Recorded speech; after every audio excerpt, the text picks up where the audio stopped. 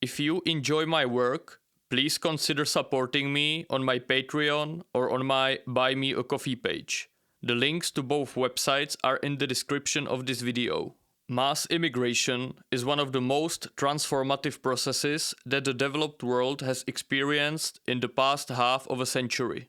While the movement of people over geographic distances is certainly nothing new, the pace, scale, and form it has recently taken is groundbreaking, changing the economic, social, and cultural realities of the world as we know it. The roots of this change lie in the synergy of several global processes happening at the same time. The first and foremost cause is the demographic imbalance that has emerged between the developed and the developing worlds in the past half of a century. First, for the viewers who do not watch my channel regularly, I will explain the concept of the demographic transition. Basically, for the vast majority of the history of humankind, both birth and death rates were very high. The vast majority of people lived in small rural settlements and worked in agriculture. It was not uncommon for a woman to give 8 births in her lifetime, and it was not uncommon for half of the babies to die in their infancy. Since the death rates were very high, a relatively small number of children managed to reproduce themselves, and the population growth was thus sluggish. It was not uncommon for the population to be suddenly massively reduced by periods of war, famine, and plagues. In an agricultural society, having many children is a clear economic benefit. Children can work in fields and around the household from a relatively early age and take care of their parents after they can no longer work themselves. Religious and cultural norms were usually very pro-natalist and connected to the agricultural life cycle. The average life expectancy was around 40 years, while the age at first birth has changed quite a lot depending on the time and place. Let's say that an average woman gave her first birth in 18 years. After that, she gave birth approximately every 2 years until she was physically basically spent. In her adult life, there was nearly no time for doing anything other than being pregnant, recovering after giving birth, or tending to small children. But then, in the middle of 18th century Britain, something revolutionary happened. Due to the slowly but surely progressing developments in sanitary and medical fields, infant mortality fell substantially, especially mortality caused by infectious diseases. However, the cultural norms and customs took some time to adapt to the sudden change in the paradigm. People needed some time to digest the new reality, that in order to fulfill the basic biological need of reproduction, they did not need to have 7 children. Fewer will be sufficient, since they will almost all survive. And the population thus massively exploded, first in Britain, and later in the other countries where this revolution in public health also happened. For several generations, people still had 5 or 6 children, but those children now survived to adulthood and had 5 or 6 children themselves. From northwestern Europe, it has gradually spread around the globe in the last 250 years, usually together with at least some form of civilizational progress. This process coincided with the Industrial Revolution and mass urbanization, completely overhauling the previously valid cultural, religious, and societal norms connected to the agricultural way of life. When one lives in an apartment in a city and works in a factory or an office, children present no immediate economic benefit. On the contrary, they represent a huge economic cost. Women who receive at least some level of education are hesitant to spend their productive lives by being full-time baby machines. Fertility started to gradually decline in the industrialized countries until it stabilized somewhere around 1 and 2 children per woman, where it stands now. Today, only one fully developed country on the planet has firmly above replacement fertility: Israel, a deeply specific country in many ways. Few other developed countries manifested the ability to get over the replacement level for a couple of years. Usually wealthy island countries with very low population densities, such as Iceland or New Zealand. Communist countries in Eastern Europe maintained solid fertility while being industrialized, as long as they were isolated from the world economy and politically repressed. Still, the price was unsustainable gradual erosion of basically everything, and the chances are that the fertility would become sub-replacement anyway, in a decade or two. While the more developed industrialized world, what is sometimes called the global north, has been on the path to demographic decline for many decades now, many other areas of the world were, or still are, in the population explosion phase of the demographic transition. There are two factors in play here. First, since different countries entered their demographic transition at different times, the countries where the process have started earliest have all finished it by now, and the fertility has stabilized at sub-replacement, sometimes even ultra-low levels, while in many countries the process has started much later, have finished relatively recently, or is still ongoing. And secondly, since the medical and sanitary fields have made incredible progress during the past centuries, the relative impact of the demographic transition has been much higher in the countries where the demographic transition started later.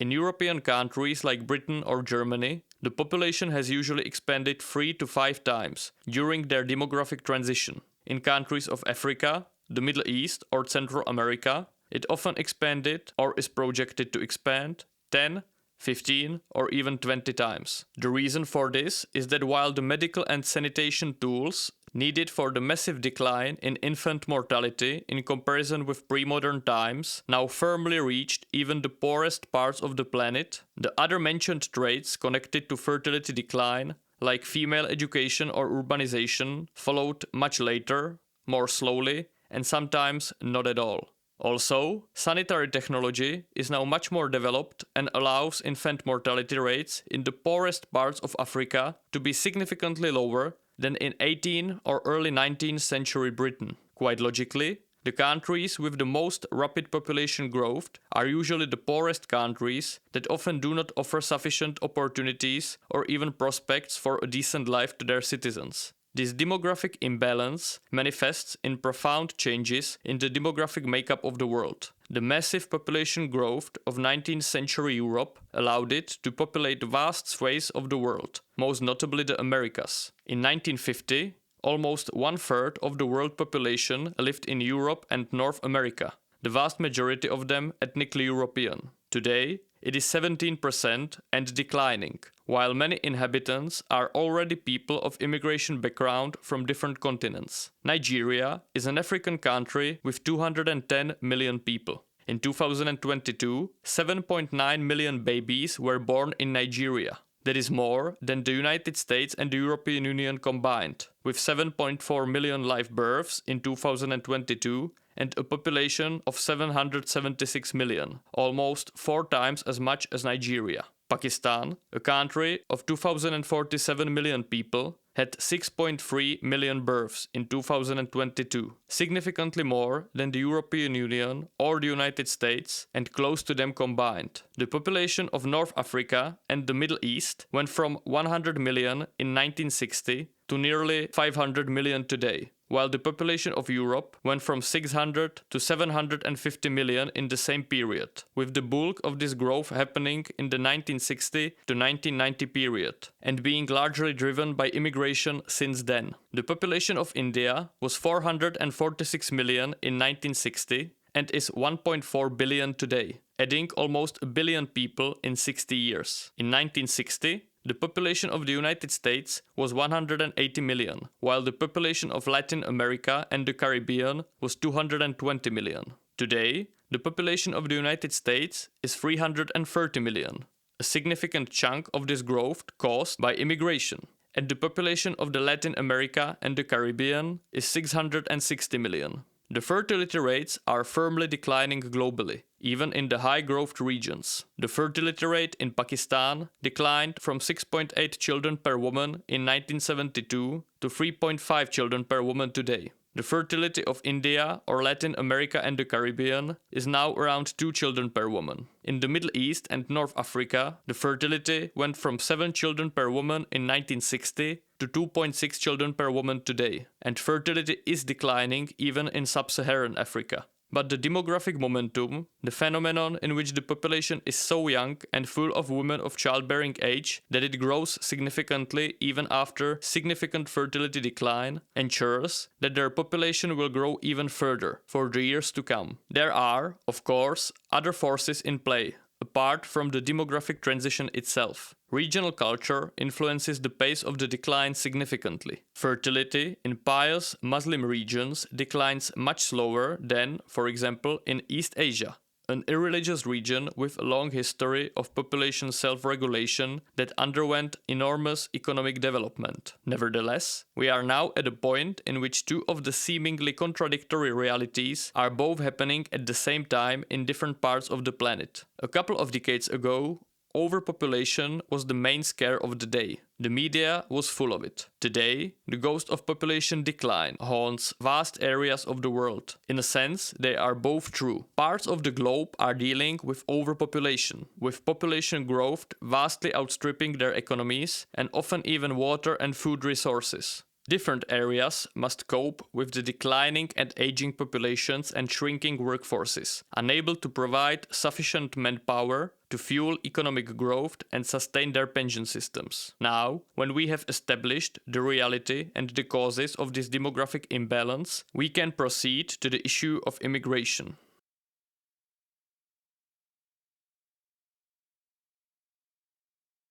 As was already mentioned, immigration as a phenomenon is, of course, nothing new.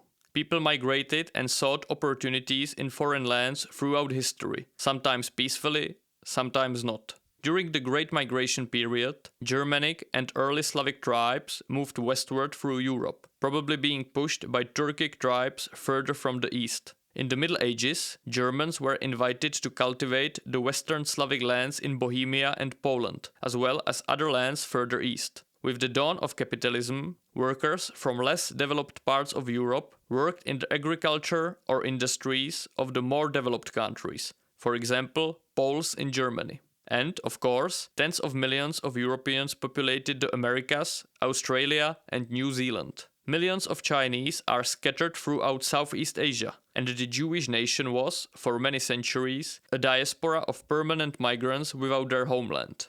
But in the past couple of decades, several things have changed. First is the demographic imbalance outlined in the previous chapter, where certain parts of the planet experience massive population growth that outstrips their possible economic growth. Thus, there is a seemingly inexhaustible source of people without sufficient prospects in their home countries. That creates population pressure and incentivizes mass emigration. While in the past, migrants usually moved over relatively short distances within continents, often between neighboring states, the technological developments caused by industrialization have made the world much smaller. Motor vehicles, air travel, and motorboats allow people to cross distances that would earlier be uncrossable or take months and be highly dangerous ventures. In the past decades, the spread of the internet and smartphones made it even easier to navigate the world and share information. The poorer areas of the world can also see the riches of the wealthy countries on the internet, incentivizing them to try and make the journey. People from lands continents away, and thus also often from cultures adequately diverse in accordance with the geographical distances, are now able to move over the globe in their pursuit of a better life. And the migration from the neighboring lands also accelerated. A profound cultural revolution also took place within the Western world, which until recently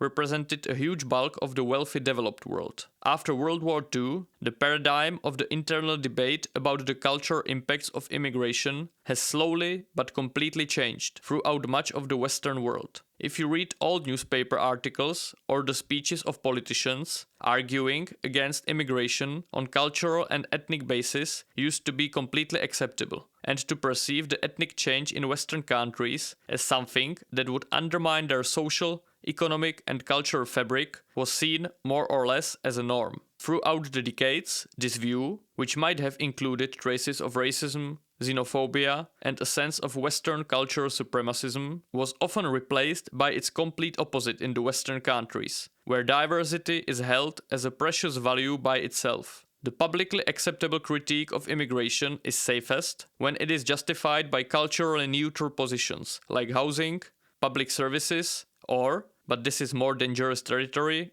crime. So, mass immigration from basically anywhere became culturally normalized. In the countries that previously were colonial empires, the immigrants often hail from the former colonies. However, countries without such a colonial past experience migration on a similar scale. In the period after World War II, many Western European countries experienced labor shortages due to the combination of the need to rebuild their war-damaged countries and, in the case of Germany, also due to lack of workers caused by wartime losses. But the post-war baby boom, the last in the Western world so far, replenished the populations which returned to natural growth. So, while in the post-war decades, the population problems of the Western world were not a major factor, since the Western countries started to slide to sub-replacement fertility from the 1970s on, and the demographic changes need certain momentum to be felt throughout the society, in the last 2 or 3 decades, this aspect of immigration exceedingly started to gain prominence. Mass immigration into the developed world did not start as an attempt to replenish the aging and declining populations, but now it is the most prominent justification for it. Countries need to import people born elsewhere to either support the further growth of their economies or to replace those in their workforces who retired but cannot be replaced by the young people of the respective nations, since these youth have simply not been born in sufficient numbers. Today, most developed Western countries have between 15 and 30% foreign-born population. Now, the cultural impacts of such immigration are extensive and deeply troubling for many. But I do not want to examine that, or at least not primarily, in this video. I have made a whole video about the problematic nature of mass immigration to Western Europe, and I also deal with the issue in several other videos. So, it won't be the primal subject of this analysis. I want to deal more with the practical and economic aspects of the issue, even though the cultural and civilizational themes inevitably intertwine with it, since those things really cannot be completely separated. Today, it is not overblown to say that if you would magically remove all foreign-born people from the workforce, a huge number of economies around the globe would probably collapse immediately. Immigration is a little bit like a drug for the economy. When a country reaches a certain level of wealth, the native populations become unwilling to perform certain jobs. Now, an open question is whether this unwillingness is connected to the wages or to the lack of prestige and hardship connected to these professions. Likely a bit of both. These professions usually won't make you rich or give you societal prestige, but are nevertheless completely critical for the functioning of many basic economic sectors: agriculture, construction, healthcare, social care, warehouse work, food delivery, lower skilled manufacturing, and so on. One would have to try rather hard to order a meal from one of the many available apps and have it delivered to him by a native German, French, or Dutch person in any of the large Western European cities. The natives own the companies and sit in the offices, but the work on the ground completely depends on immigrant laborers. Countries that are utterly dependent on foreign labor are, first and foremost, the Persian Gulf oil monarchies. The percentage of the foreign-born population in these states often reaches up to 70%, since their economies depend on low-skilled labor from Asia and Africa, often working in slave-like conditions, and highly skilled labor from the West and the developed East Asia. However, this dependency on foreign labor is not driven primarily by population aging. The demographic structure of these countries is usually healthy, but their population is either unwilling, in the case of the low-skilled jobs, or unable, in the case of the high-skilled ones, to perform the jobs needed to develop their economies fueled by oil exports. So, while this model is very likely unsustainable in many ways, it is not what I want to discuss. In the case of Western Europe, the German-speaking countries are in the worst demographic condition since their fertility went sub-replacement in the 1970s, almost 50 years ago, and remained persistently low. And they also have the highest share of immigrant populations, 30% in Switzerland and 20% in Austria and Germany. The Anglophone settler countries like Australia, New Zealand and Canada are also very high, with 30% of immigrants in Australia and New Zealand and 20% in Canada. The United States, Sweden, Netherlands, Belgium, Spain, France, Norway and Italy are somewhere between 10 and 20%. Now, immigrants are, of course, not occupying only the lower strata of the job market, but can also be very prevalent in the highest ones. Certain countries can lure in the best and brightest from other parts of the world. People from poorer countries often have a level of drive and ambition that is harder to find among people growing up in wealthy countries. The scientific and business elites of the United States are increasingly of Asian descent, usually from places like India, China, or Korea. The British Prime Minister and the Mayor of London are of Indian and Pakistani descent, respectively. Often, people from the most educated upper castes or social circles are sent away to study at the top Anglophone universities and then help develop the Anglophone economies. The richest countries can lure in not only people from poorer parts of the world, but also people from other developed countries. States like Switzerland and Norway, those at the economic apex of the European pecking order, are able to attract skilled labor from other rich European countries. Wealthy city-states like Singapore or Hong Kong are also very capable in this regard. Of course, not all immigrants can add to the host country's labor markets. Especially in Western Europe, there are relatively many migrants and refugees who have problems finding work for many reasons. But even I, as a person with rather unfavorable views on immigration, cannot deny that the economies of most of the mentioned countries hugely profit from immigration, especially high-skilled immigration. They do not just profit, they depend on it.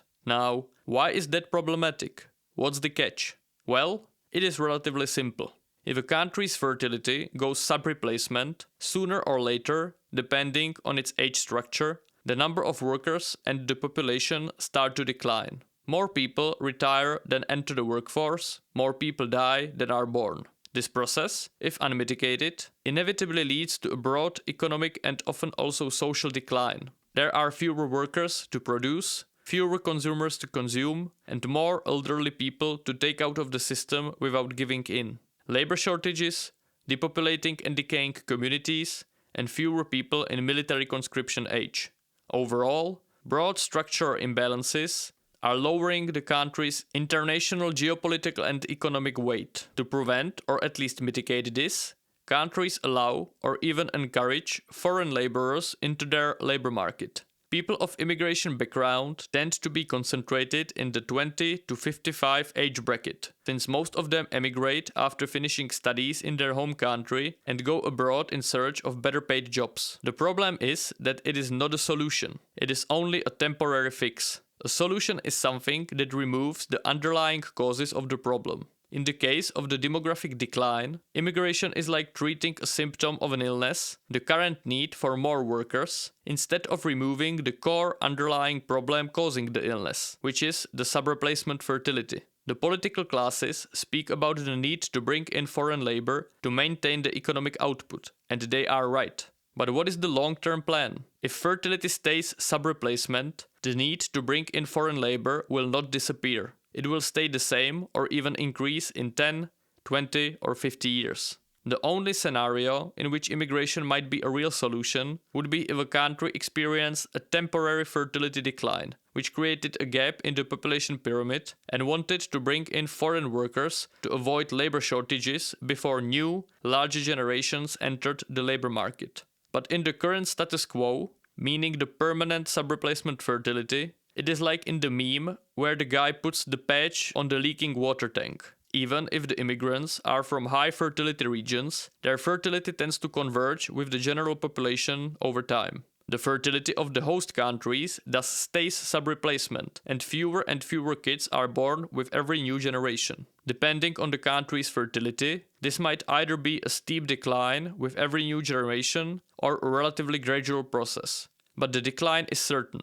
That is just math. The migrant workers that resettled in your country will also, in time, turn into retirees, which will expect to take out of the pension and healthcare systems into which they contributed for decades. And since the number of new workers born in the country will still be smaller than that of retirees because of the persistently sub-replacement fertility, you will have to import new laborers from abroad to make up for the natural decrease. It is sort of like the Ponzi scheme. The whole thing will move forward only if new people are coming all the time. There is a black hole in the center of the system, and that black hole is the sub-replacement fertility. Suppose you would take the current status quo approach regarding fertility and immigration and project it into the future, in a little overblown absurd sense to demonstrate the point. In that case, The result is that the wealthiest countries would turn into sort of population replacement machines, where the population decline will be kept at bay by the constant inflow of new people from abroad to mitigate the deficiencies in birth rates.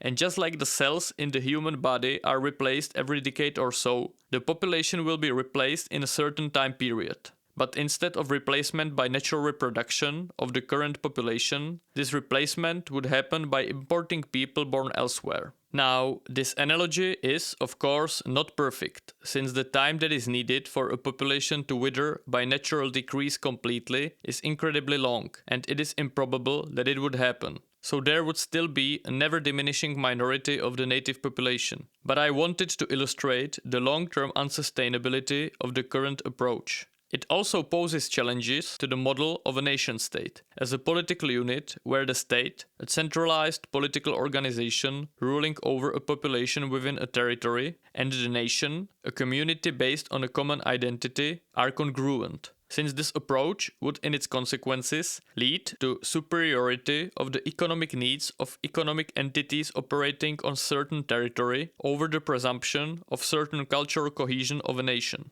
And the need for new immigrants will only accelerate in the near future, just as their supply will diminish. Even many countries that have maintained natural population increase have been able to do it mainly because of the constant inflow of new people of childbearing age who have children in their new home countries instead of countries of their birth. Even though Canada is experiencing truly massive levels of immigration and over 1.3 million people were settled into the country between 2016 and 2021, the natural population growth was still the lowest ever in 2022, since Canada has had sub-replacement fertility for 50 years. The Canadian government plans to continue with the very high levels of immigration, and there are even voices in the Canadian establishment calling for increasing the Canadian population to 100 million by 2100. While this is likely outlandish and unrealistic, millions will resettle in Canada this century.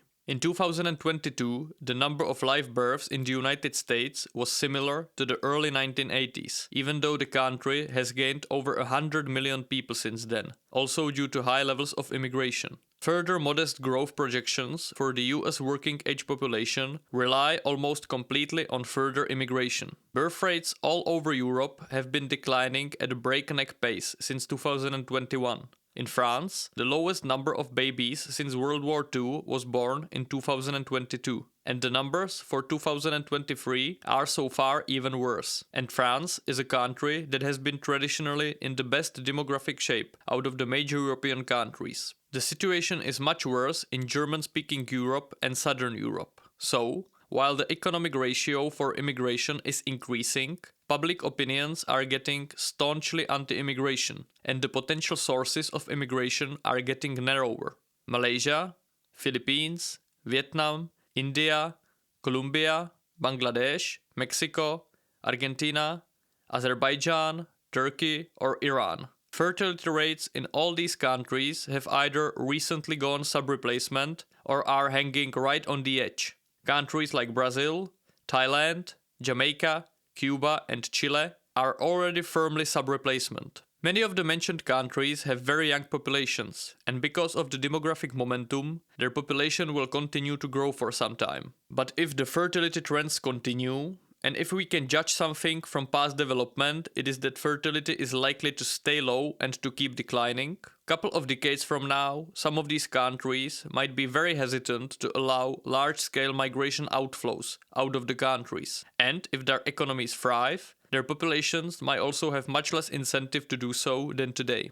More than that, some of the countries might also start to encourage immigrants to come in. Many countries that previously have been merely providers of migrants to other countries are now also becoming active in what we can call an immigration market. Post-communist countries of East Central Europe that were badly hit by large waves of emigration to Western Europe, like Poland or Romania, are now also enabling Asian immigrants to patch up the gaps in their labor markets. Russia has been a country of simultaneous mass emigration and mass immigration for over a decade now. The pattern of countries being places of simultaneous immigration while also experiencing the exodus of their native populations to the wealthiest countries will likely become widespread. Many countries that are reasonably developed and rich are still not rich enough for their population not to be economically incentivized to migrate further, while countries like Poland, Portugal, Greece, Thailand, Mexico or Brazil might be attractive for migrants from poorer countries in Eastern Europe, the Balkans, Southeast Asia or Central America.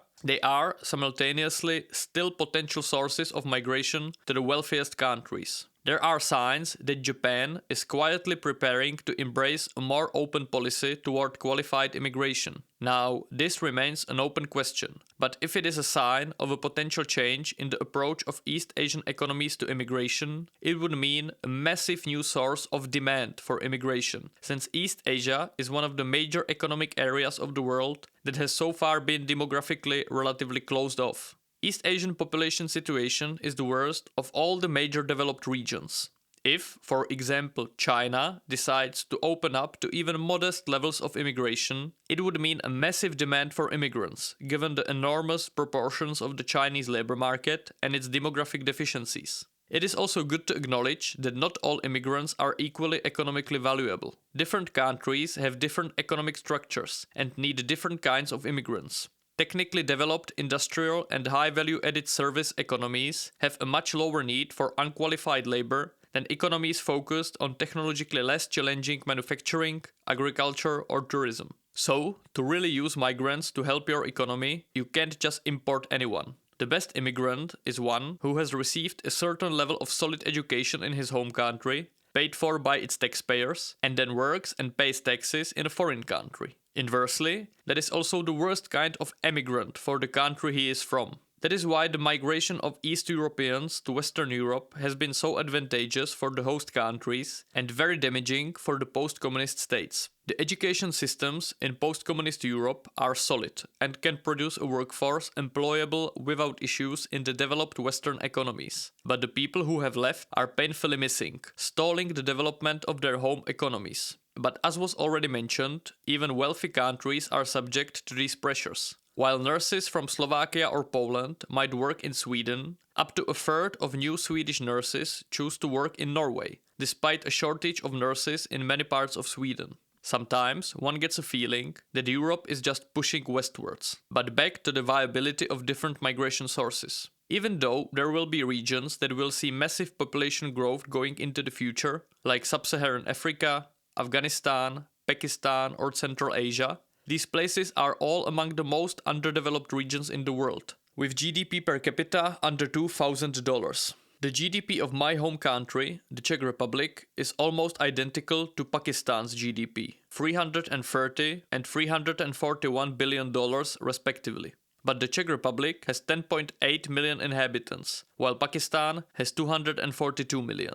The educational systems of these countries cannot produce people who could just replace aging workers born and educated in industrial countries. That is not the fault of the people, but it remains true nonetheless. Certain countries on the apex of the economic hierarchy, for example the United States, can cherry-pick the most economically valuable people from the top societal strata of developing countries like Pakistan, Nigeria or India. That is why the immigrant communities from these countries are richer per capita than white Americans. But again, it is damaging for the prospects of their home countries, since the top minds do not help to develop their home states' economies and societies. Going into the future, skilled laborers will increasingly resemble a valuable resource that countries will compete for. The winners of this competition usually are the Anglophone settler countries, and it will likely stay that way in the future. I think the United States will be able to snatch many of the most entrepreneurial and ambitious people, even from economically declining continental Western European countries.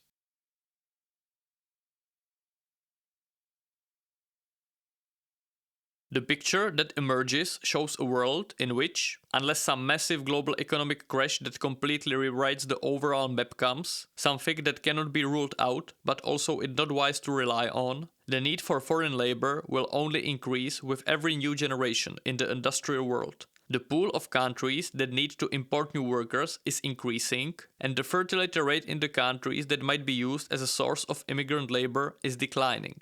All this while almost no government is focusing on the underlying cause of the issue, the persistently subreplacement fertility. But if this underlying cause is not addressed, the need for foreign labor will never cease to exist. People often argue with AI and robotization as potential solutions, but I remain skeptical. Throughout history, new technologies almost exclusively did not restrict the demand for labor. They just transformed the need for skills that laborers need. Labor will still be needed, just a more qualified one, making the issue even more problematic.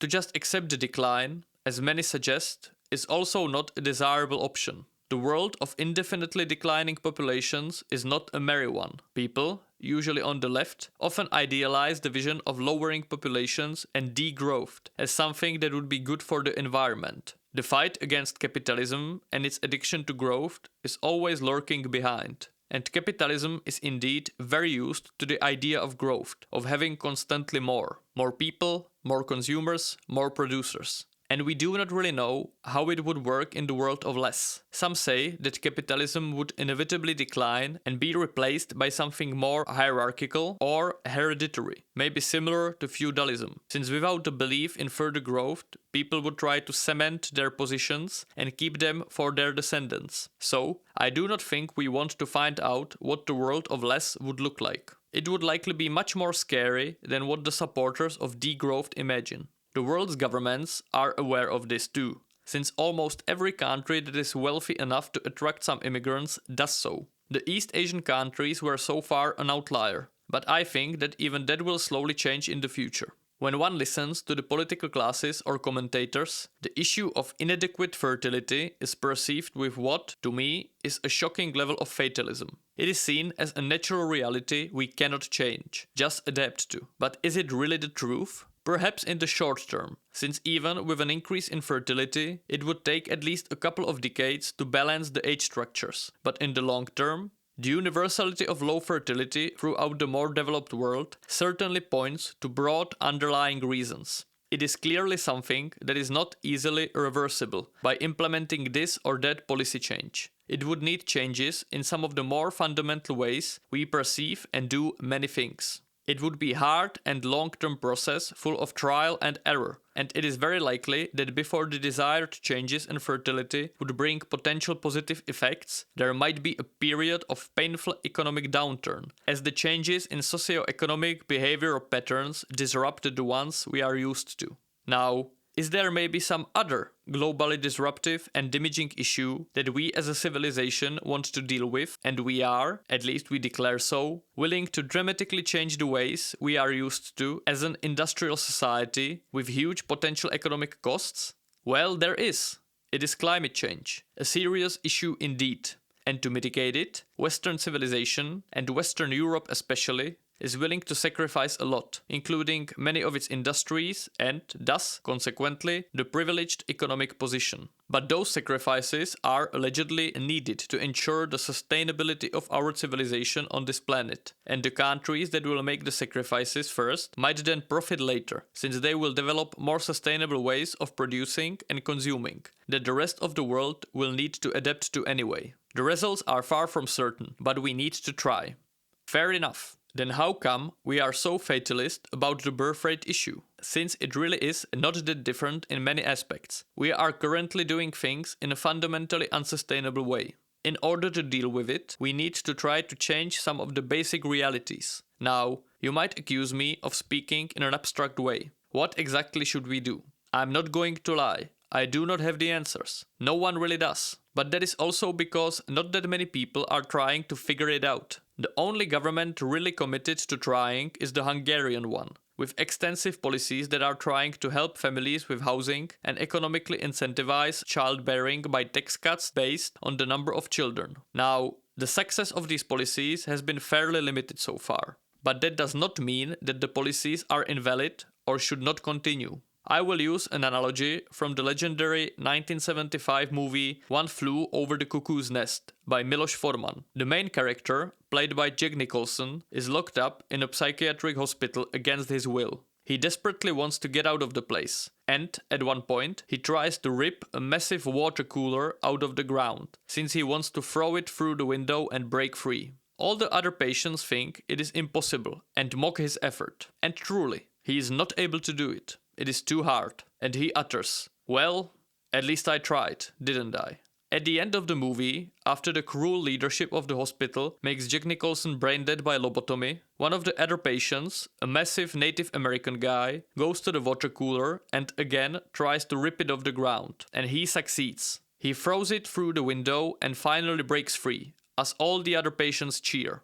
I think it might be similar with the Hungarian effort to increase fertility. They might fail, but they might at least partially show the way to other governments that can try afterward and implement some of the findings from the Hungarian case. It is also foolish to expect massive results a couple of years after implementing the policy. More likely, it will be a gradual process in which we will slowly tinker with the implemented policies, analyzing which aspects brought some results and expanding those, while ending those that do not bear any fruit. It is unlikely that one country would figure it out on its own. More likely, the ideas would bounce between countries, trying different approaches. Different countries might also need slightly different solutions to fit their cultural environment. But in a broad sense, I think the Hungarian effort is not going in a bad direction. Housing is undoubtedly one of the central pieces of the puzzle, since without affordable and ideally also reasonably spaced housing, it is very hard to raise children. The economic incentivization of childbearing is also a way to go, since the central problem is the huge economic cost of having children that, for many people, outstrips the sentimental value it brings them. People often say it is foolish to think that you can make modern women in industrial society have 5 children like it is 1886. And yes, that is true. It is foolish. But we do not need women to have 5 children. That is impossible in an urban environment, and too much population growth is also undesirable. Values around 2 or 2.2 children per woman are completely sufficient, even ideal, since they mean very slow population growth or at least population stabilization. That means that for the vast majority of countries, 0.5 to 1 children per woman increase fertility would be more than enough. That is not that outlandish. Many ideas are floating around in the expert debate about the issue. Maybe an overhaul of the pension systems that would reflect the number of children equally with the payments into the system. Maybe one of the parents might have electoral votes for each of his children. It would likely require a fundamental change in seeing having children not just as a simple decision of every individual, similar to which car he purchases or which Netflix shows he watches, but something that is also an individual's duty towards society. That is no small task, since the individualistic, self-expression focused zeitgeist is not really keen on ideas of duty towards society. But we have duties towards it, whether we like it or not. We must pay taxes, we must adhere to its laws, and we also all use its collective achievements. I do not imply any drastic solutions that would make having children mandatory, since they would not work anyway and would likely cause a huge backlash. But states should try to impose such policies that would make not having children have a negative economic effect on one's life, to at least partially outweigh the natural costs of having children, while simultaneously helping to reduce those costs. That is a topic for a separate video that I will likely make in the future. If you have any interesting ideas regarding how to raise birth rates in the developed world, let me know in the comments. But one thing is clear to me. Indefinitely importing people born elsewhere to compensate for the lack of birth in your own country is not a solution, especially not in a world where falling birth rates seem bound to be universal. We have to find a different way.